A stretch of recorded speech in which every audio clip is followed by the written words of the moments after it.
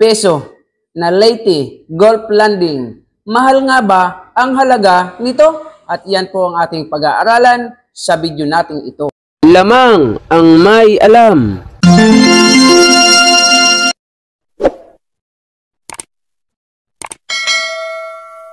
Lamang ang may alam. Pagkilapis ng ginto'y eksperto po. Magandang panahon po sa inyo, mga kaibigan ko, dito po sa ating channel, More Than Treasures. Kumusta po kayong lahat at nawa po ay nasa mabuti tayong kalalagayan, lagi pong ligtas sa anumang sakit at karamdaman. Sa video po natin ito ay ating pag-aaralan, bibigyang kasagutan, ang katanungan ng isa nating masugid na taga-subaybay. Shout out kay Joel Istapia. Ano po? Shout out sa iyo, idol. Salamat sa iyong pagsubaybay. Salamat sa iyong katanungan. Ganito ang kanyang katanungan. Dol, tanong lang po, may halaga po ba yung 5 peso na Leyte Golf Landing 70th anniversary 1944 to 1914? Siyempre, may halaga po yan. 5 piso yan eh. Di may halaga. Pero bago ko po bigyang malawak na paliwanag at kasagutan ang kanyang katanungan, pakikita ko muna sa inyo ang mga presyo ng mga vlogger po ng Leyte Golf Landing 5 peso. Mga buyer daw po yan sila kasi tinignan ko po eh. Ito po yung isa. Yan naman po yung pangalawa. Yan po yung pangatlo. Yan po yung pang-apat. So kaya po sila nagbablog ay bumibili din daw po sila niyan. Bakit kaya napapansin ko sa mga vlogger ng Error Coins, tsaka ganyan, Leyte Golf Landing, hindi po nila kaya pakita mukha nila. Hindi pinakikita mukha, kamay lang ang pinakikita. Hindi naman bawal po ang ang mag-vlog eh. Wala naman pong batas na nagbabawal na ikaw ay mag-vlog. Pero bakit hindi nila may pakita ang kanilang mga mukha? Diba? So, dapat pinakikita po ninyo ang inyong mga mukha. Tapos, napakaraming views, napakaraming comment, walang sagot sa bawat comment. Dapat sinasagot.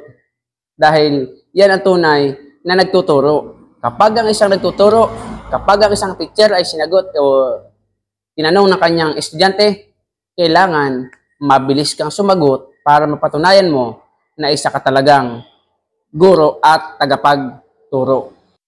So ang tanong po niya, Dol, may halaga po ba ang 5 peso golf landing? Ngayon, tinatanong po niya kung meron daw po bang halaga ang 5 peso Leyte Golf Landing. Yan po ang bibigyan nating diin at malinaw na kasagutan sa video natin ito. May halaga po yan. Ako na po ang magsasabi sa inyo. Yan po ay may halaga. Ngunit, hindi po katulad nung halaga na presyo ng mga pinakita kong example ng mga bumibili at nagtuturo po tungkol sa golf landing. Ang tanong, magkano ba talaga ang tunay na halaga niyan? Ang tunay na halaga po niyan, ano po? Alam niyo po kung magkano? Ang tunay pong halaga niyan ay 5 piso. Alam nga naman maghalaga yan ng 6 pesos. 5 piso nga lang pagkakagawa ng Bangko Sentral niyan eh. Subukan mo pong kumuha ng 5 piso na yan na Leyte Golf Landing commemorative daw kuno. Magdala ka ng 5 piso, ibili mo po ng tinapay na tigsa 6 sa tindahan. Tignan mo po kung papayag ang tindera na 5 piso lang ang ibayad mo. Commemorative nga eh. Para po makasiguro ka kung magkano po ang presyo niyan, kung iyan ba talaga ay 8,000, 10,000, 1,000, na 1,000. Ano po? Para mapatunayan mong iyan ay ganyan na presyo, dalhin niyo po sa Bangko Sentral ng Pilipinas. Papalitan mo ng ganyang presyo kung papalitan. Sabi nung isa na commentator, sa bangko yun. Kaya hindi papalitan ng ganyan. Ang gawin natin, magdala ka niyan sa lahat ng buyer ko ng mga commemorative coins, mga old coins, ano po, dadalhin po natin yan. At kapag napatunayan ko sa iyo o napatunayan mo sa akin na yan po ay napakamahal, kahit po umabot na lang ng 1,000 ha, o 500, o 300 na lang, o 100 na lang, sa ating lehitimo o legit talaga na coins buyer, commemorative coins buyer, o 50 pesos na lang isa, pag napatunayan mo sa akin yan at binili yan ng ganyan, ng sino mang buyer talaga, ano po, buburahin ko po ang aking video sa commemorative coins na itong 5 pesos na ito. Buburahin ko po yan.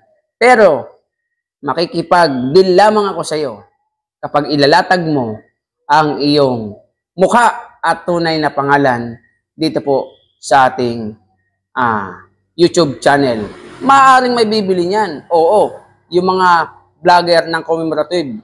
Ang tanong ko'y, hanggang ilang piraso ang kanilang kayang bilhin?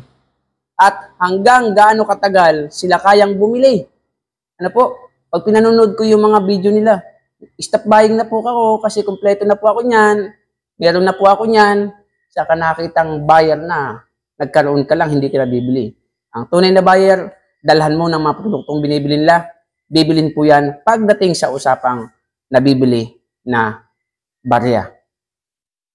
So, sa kasagutan, ano po, ng kanyang katanungan, nawa po ay naliwanagan kayo.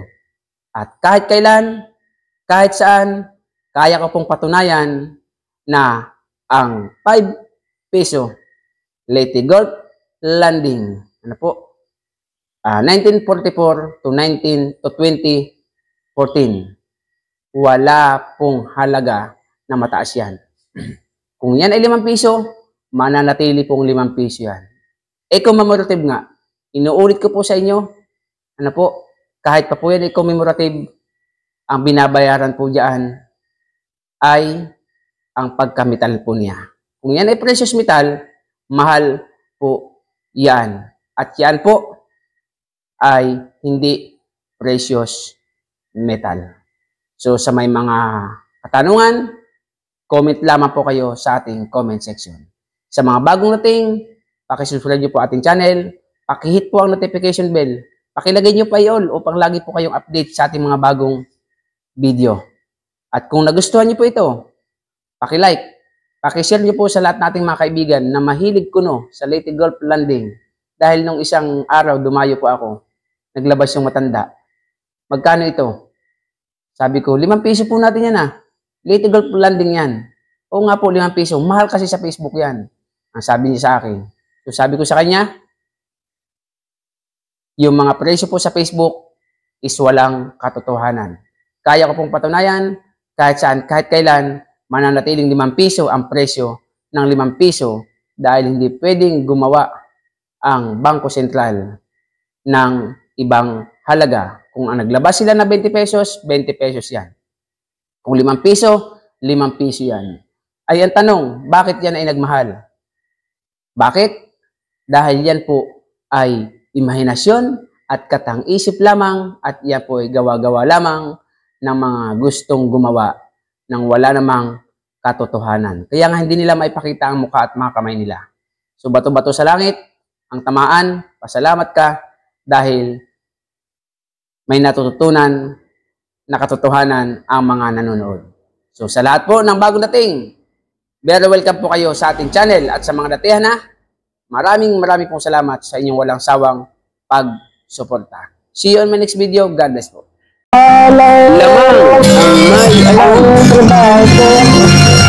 Pagkilapis ng ginto'y eksperto po. Kung sa mga tatak, sa ito, alam ko ang peke at totoo. Ako ay isang asalyan ng ginto. Alam ko ang tunay at totoo. Kung usapan ay alas lang, ay kaya nating patunayan. Ako ay alahero at asalir ng ginto. Alam ko ang tapat na totoo, walang maitatago sa usapan na ginto. Agad ang alahero'y eksperto sa ginto.